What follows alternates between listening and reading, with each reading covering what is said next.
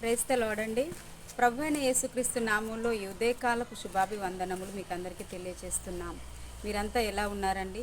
ప్రభు యేసుక్రీస్తు దయ వలన మనమంతా కూడా క్షేమంగా ఉండాలి. ప్రతిరోజు కూడా ఎవరి పనులకి వాళ్ళు వెళ్ళిపోవాలి. ఎవరు కూడా మరి ఇంట్లో సోమరిగానో రోగంతోనో పడక మీద ఎవరు ఉండకూడదు. అలాంటి కృప దేవుడు మనకందరికీ అనుగ్రహించును గాక. మరొకసారి మీకు తెలియజేస్తున్నాను ఏమిటంటే, పాస్టర్ అశోక్ పాల్ ఖ్యాతం అనే యూట్యూబ్ ఛానల్లో ప్రతి అరుణోదయం దేవా నీ ముఖదర్శనం అనే ఆధ్యాత్మిక కార్యక్రమాన్ని మనం అందరము కలిసి ప్రభు వాక్యాన్ని ధ్యానిస్తున్నాం. మరి చెప్తున్న వాళ్ళు గొప్ప, వింటున్న వారు చిన్న, అది కాదండి. వాక్యము చాలా ప్రాముఖ్యమైనది, వాక్యము చాలా గొప్పది. వాక్యాన్ని మనం హెచ్చిస్తున్నాం. దానికోసమే మరి ఎవరో ఒక వ్యక్తి ప్రకటించాలి కదా. దానిలో నేను ప్రకటించడానికి ఇష్టపడుతున్నాను, నేను వివరించడానికి ఇష్టపడుతున్నాను. దయచేసి మనం అందరము కలిసి మరి వాక్యమును మరీ ఎక్కువగా వెల్లడి చేద్దాం. వాక్యము వెల్లడి అవుటతో మన జీవితాల్లో వెలుగు కలుగుతుంది. చీకటి ప్రాంతాలు అనేవి మన ఇంట్లో కానీ, మన హృదయంలో కానీ, మన దేహంలో కానీ ఉండకుండా పారిపోతాయి. అదే వాక్యం యొక్క గొప్ప శక్తి అయి ఉంటున్నది.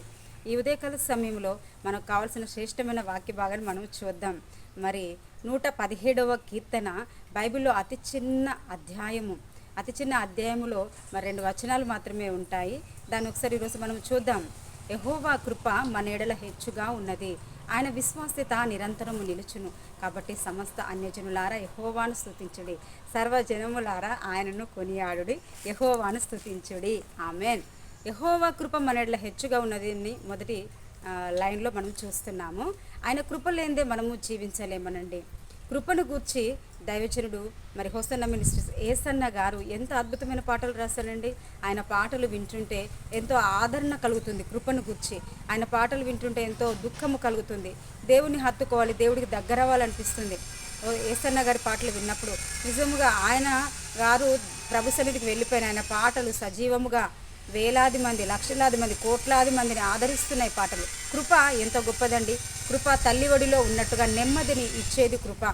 కృప పడిపోతున్న సందర్భంలో, మరి ఈ లోకమని ఊబిలో జారిపోయే సందర్భంలో మనల్ని చేయి అందించి నిలబెట్టేది కృప. మనము లోతుగా పడిపోకుండా, నరకాగ్నిలో వెళ్లకుండా మనల్ని ఈ కృపయే ఈ యొక్క యుగంలో, ఈ యొక్క సంవత్సరాలలో వాక్యం అనే ఆదరణ చేత కృప మనల్ని నిలబెట్టుచున్నది. మరి తండ్రి అయిన దేవుడికి కృప ఇదిగో నీ పిల్లలు అని గుర్తు చేస్తున్నది, మరి విజ్ఞాపన చేస్తూ ఉన్నది యేసుక్రీస్తు ప్రభుల వారి ద్వారా. కాబట్టి జ్ఞాపకం చేసుకుందాం. బాధపడొద్దు, భయపడొద్దు, ఏ పరిస్థితికి మీరు ఇబ్బంది పడొద్దు. ఎందుకంటే ఆయన కృప నీడల హెచ్చుగా ఉన్నది. ఆకాశము ఎంత ఎత్తుగా ఉన్నదో ఆయన కృప అంత ఎత్తుగా ఉన్నది. అది తరిగిపోయేది కాదు కృప. ఎన్ని సంవత్సరాలైనా నువ్వు ఎలా మారిపోయినా కృప మాత్రం మారిపోయేది కాదు. కాబట్టి ఈరోజు ఏ పరిస్థితికి నువ్వు భయపడద్దు, ఏ పరిస్థితికి నువ్వు బాధపడద్దు, ఏ పని కావట్లేదు అని నువ్వు విసుగు చెందొద్దు. అని కృప మీద, మరి ప్రభు అయిన యేసుక్రీస్తు మీద మీరు విశ్వాసం ఉంచి ప్రార్థించి చూడండి. కృప మనకు సమస్తమైన కార్యం నెరవేరుస్తుంది. కృపలో మహిమ, ఐశ్వర్యము కూడా ఉన్నది. అవసరతలు తీర్చగల శక్తి ఉన్నది. కృపలో మొరపెట్టినప్పుడు స్వస్థత ఇచ్చే యేసు రక్తంలో ఉన్న అభిషేకం ఉన్నది. కృపలో అన్నిటికీ చాలినది కృప. అన్నిటినీ సరిచేసేది, చక్కబెట్టేది కృప. కాబట్టి ఈరోజు మనకందరికి అలాంటి కృప కలుగునుగాక.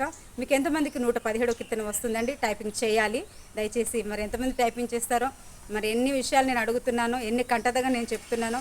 కంటదగా చెప్పడం గొప్ప కాదండి. బాబు హృదయంలో వాక్యం మన హృదయంలో ఉండాలి, అది ఫలిస్తూ ఉండాలి. కాబట్టి ఈరోజు జ్ఞాపకం చేసుకుందాము, ప్రార్థన చేసుకుందాం. మహోన్నతుడ, సర్వశక్తి గల ప్రభు, ఉదయకాల సమయంలో ఎంతమంది బిడ్డలైతే 117వ కీర్తన ప్రభువా తండ్రి ఎంతో మంచి మాటలు, యెహోవా కృప మన ఎడల హెచ్చుగా ఉన్నది, ఆయన విశ్వాస్యత నిరంతరము నిలుచును.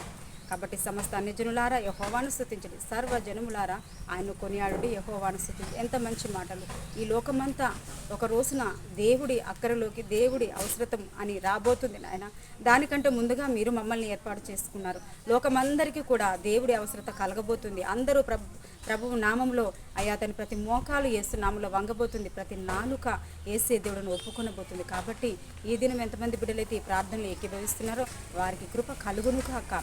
వారి పనుల్లో, వారి యొక్క ఆరోగ్యంలో, వారి కుటుంబ విషయాల్లో, పిల్లలు మరి స్కూల్స్ వెళ్ళడం ప్రారంభమవుతుంది, కాలేజెస్కి వెళ్ళడం ప్రారంభమవుతుంది, మరి తను ఇదిగో నూతన ఇంటర్వ్యూస్కి వెళ్ళడం ప్రారంభమవుతుంది, నూతన గృహాలు కట్టుకోవడం, ఏదైనా కూడా ప్రభు కృప వారిలో హెచ్చుగా ఉండునుగాక. ఆకాశం కంటే ఎత్తైన కృప సంవత్సరాలు మారిన తరగని కృప, మేము మారిపోయిన మారని కృప బిడ్డలందరి ఎడల అద్భుతంగా పనిచేసి ఈ దినమంతే సంతృప్తి, సమాధానము, నెమ్మది ఇచ్చి నడిపించును గాక. ప్రభువైన యేసుక్రీస్తు దీవెనలు వీరందరికీ కలిగి ప్రాప్తించును గాక. ఉదయకాలపు దీవెనలతో నింపమని, ఈ దినమంతే బిడ్డలకు దీవెనకరంగా ఉంచమని, వారి సమయము దీవెనకరముగా, వారి ఆరోగ్యము దీవెనకరంగా, వారి పరిస్థితులు దీవెన సమస్తము ఆశీర్వకరంగా ఉంచమని యేసు నామములో ప్రార్థిస్తున్నాము తండ్రి. ఆమేన్.